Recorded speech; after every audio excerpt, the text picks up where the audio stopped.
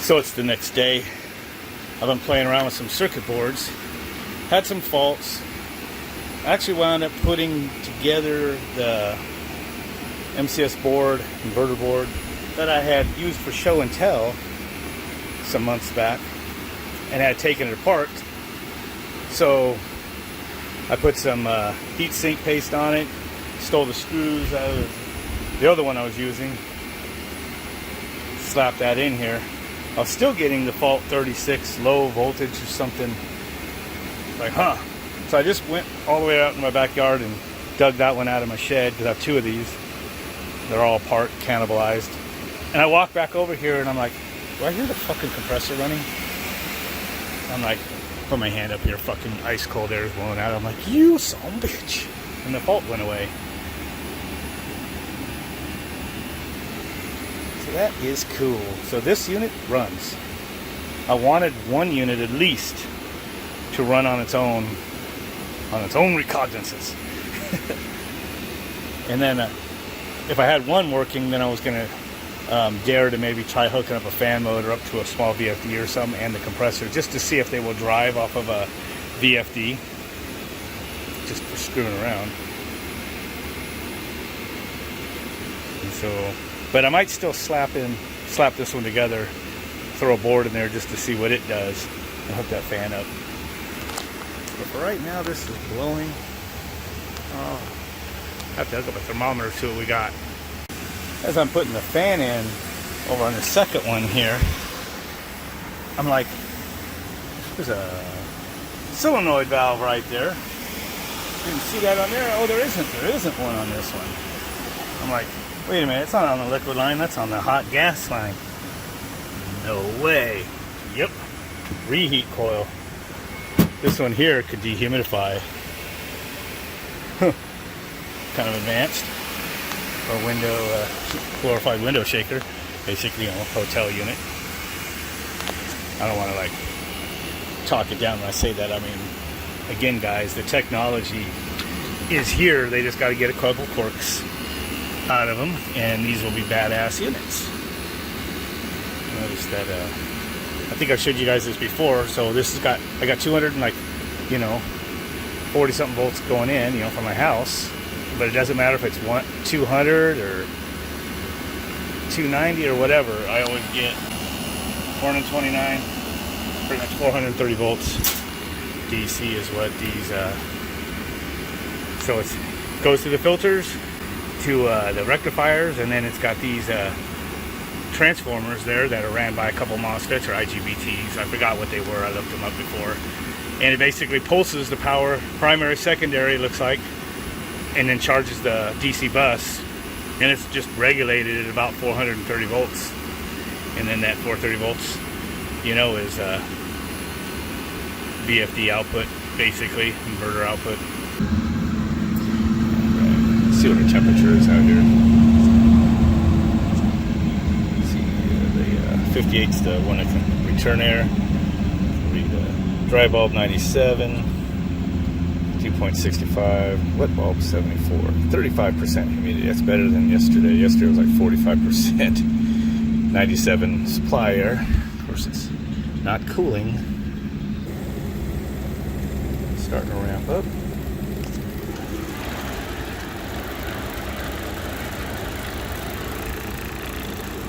See, these things have a little bit of vibration when they're at the lower RPMs, but then they smooth out. I think I'm going to make me a belly band that goes around here and grabs this pipe so it doesn't flex this joint. These have been leaking right there. They're improving that right now. Alright, we're starting to get into some useful pressures there. Now that we got 130, 350 on the high side, and scroll down. Supply temperature still at 9. Well, there it goes. 97 return, 94 supply, which this would all fit on one screen. It doesn't. Now they changed the app since the last time I used it. Table start. So that the app is different since the last time I used the Smart Probe app. Okay, so it's recording now. Go back to the live. It's kind of suction dipped and now it's coming up. So EEV is probably opening. 89 degrees, 88 degrees supply. That's already, and now it's getting to 87, so it's now 10 degrees split temperature. 409, 410 over 130. So it's going to continue to ramp up. 4.9 amps. That's for the compressor and outdoor fan. Indoor fan's not going through that board. It's separate.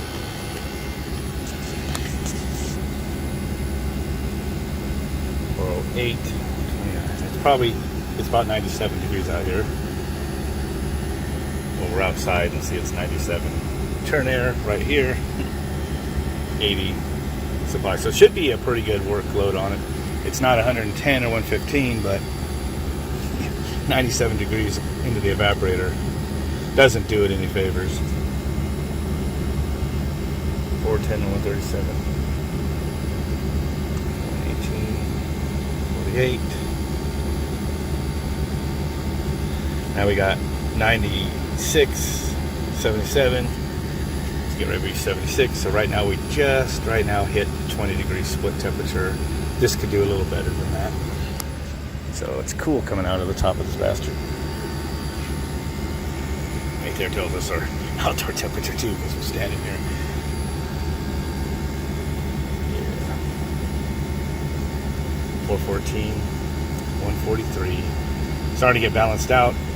Pretty good. Now I've had people call me now that I'm kind of doing some tech support stuff, and they're always like, "Our suction pressure is like 150." And there's like a Facebook group that just has this kind of questions all the time. And it's kind of funny how people go, something's wrong with your unit. You got a bad compressor. Or you got flooding expansion valve. I'm like, what the heck? No, that just means you have a little bit of load on it. Look, 145 equals 51 degrees.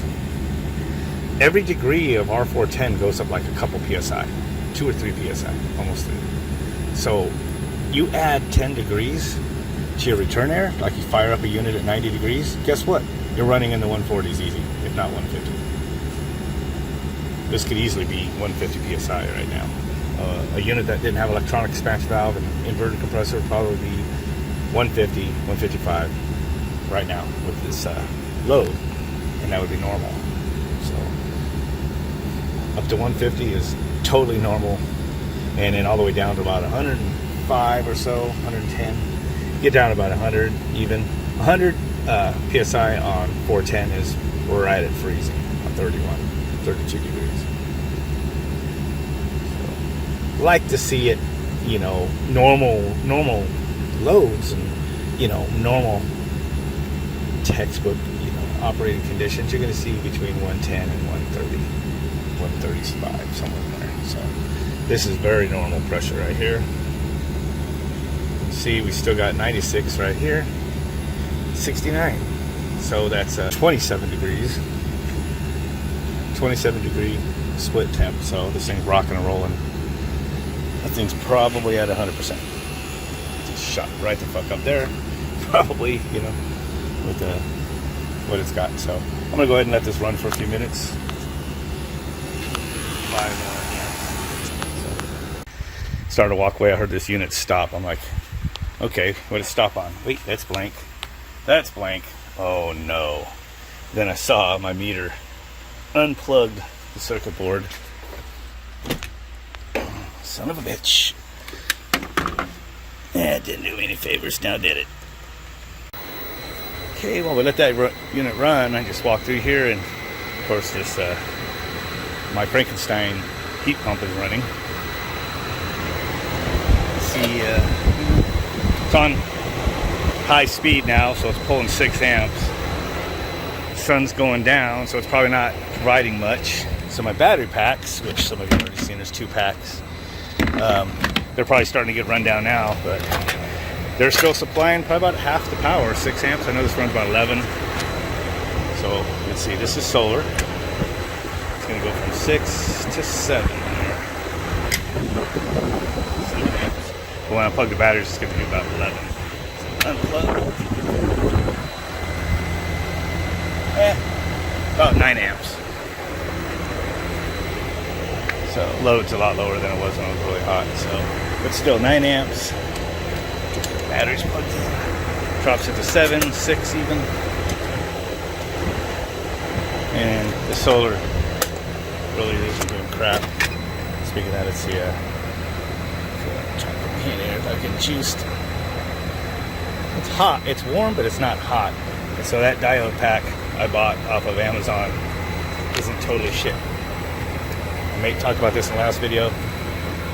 Using a 3-phase rectifier in reverse. This is so I'm going in on the output, in on the negative, because remember the diodes are going this way, and the current flows to 3 of these as a, you know, isolate. I can isolate 3 devices off the one input.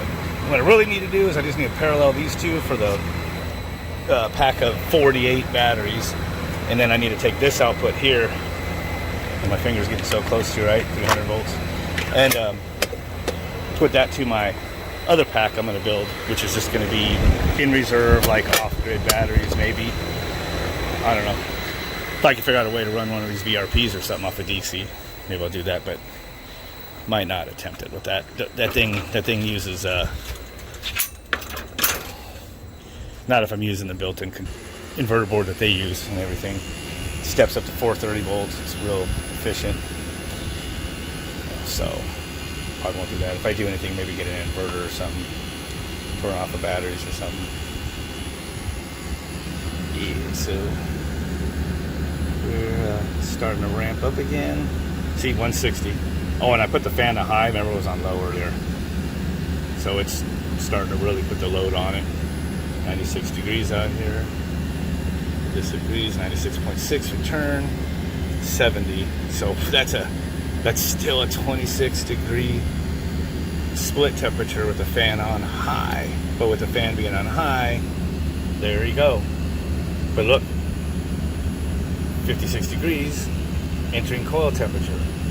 Normal when you're 96 degrees inlet air temperature. So people call us on startups and stuff and go, oh, something's wrong or whatever. It's like, nope, it's a normal suction pressure. So I'm gonna go ahead and let it run a little longer, and then I'm gonna shut it down and try this other board I have, that one that I was trying to use in the other one. It might actually be good, but we'll see.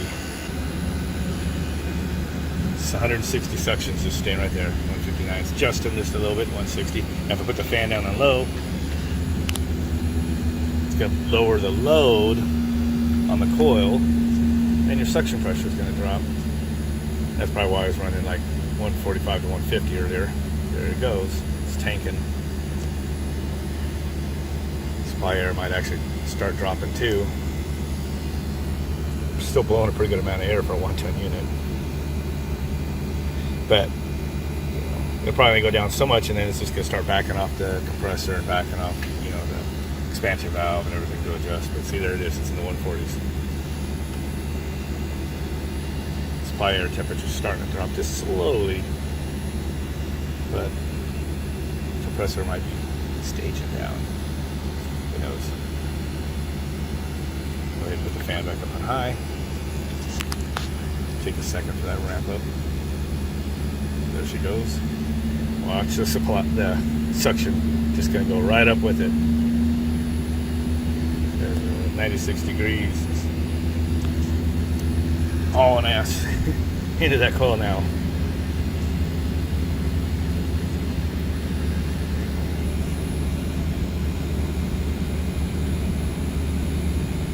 It was down about 68. It might bounce back up to 69, 70 again. Right now it's doing a 29 degree split once everything kind of adjusts. So there we go. See, coil's warming up. A lot of load.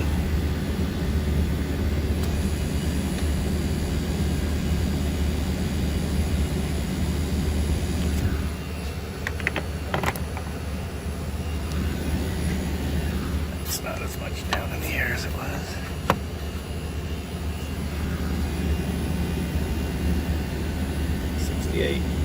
68 from 96. Come on, man. It's like 28 degrees across the evaporator coil. That's pretty damn good. So this unit's actually kicking ass. I'm gonna go ahead and put the panels on it. So that compressor in the other one might actually be good. Two things. This is this inverter board. It's trying to run in the other one, and it's giving me the fault 32 compressor over current. I then tried to put on a VFD, and it would kind of run, but it would like shake a little bit, and then if I turned it up, it would trip relentlessly. But guess what? This is not just a three-phase compressor. This is a DC compressor. Could be a permanent magnet DC motor in there. It's 120 hertz. It says 160 volts, but you know, that's pseudo power. But yeah, so now it's not running with the inverter board I tried on the other one. I did not try this one in the other unit, but now that I stuck the other unit back into the shed in the backyard, we'll just save that for another day. Then if I get an extra one, is what I'm saying, then I'll try that other unit again. I also need one of these cords, so I don't have to keep stealing this one. But let's go ahead and put this board aside, and we'll put that one back in, the one board, which I have marked as good. Slap the panels back on. I'm going to put a little pseudo-directional vent up on the top out of cardboard. It's just blowing the air this way. I just got the temperature probes on right now, so got about 22 degrees exactly. It was kind of weird. It was putting out more split earlier. Who knows? Maybe it's moving more air actually with something over the top of the supply. And that's good, 22 degree split on high fan. It's plenty good. Yeah. So, got like a clear cover on the front of this one. Kind of like that. You can see all the nice flashy lights. I kind of have the condenser side just kind of blowing out here. It is blowing out some hot ass air. Nice and cool stand in front of it. Of course, this is just for testing. This would never cool the garage with the door open like that. And there's no insulation on these panels. In the summertime, man, in the mornings, I used to come over here to you just feel that heat radiating in. This, I moved this stuff out here when somebody we wanted the guest room back. Now we actually have a room empty up there. Grandma's not here no more. And turns out my dad's not going to be moving down, so I could move this stuff back into a room, possibly. I don't know. I'm tempted to, I'd like to have just a little freaking shed out back, just a little work shed, you know, big enough to put my electronics and everything out there maybe, and shove that thing right here in there. If it wasn't all that big, spray some foam inside it or something, probably cool down nice and quick. Just turn this on when I wanted it. So unit's actually going up. Earlier, after I was moving this thing around, I was getting something going on and had a fault come back. So there might be some voodoo in this thing still. So what is it? 1, 2, 3, 4. Well, okay. Oh, set 47. That's high current. That could just, that's the voodoo faults that a lot of these boards were getting. Yeah, I was looking for a code 47 board, knowing that they told them to change them out sometimes when they were getting those. And I figured if I eventually found a board that had that fault, it would be one that would at least start and run the unit. So, and it will stop and start and all that a couple times.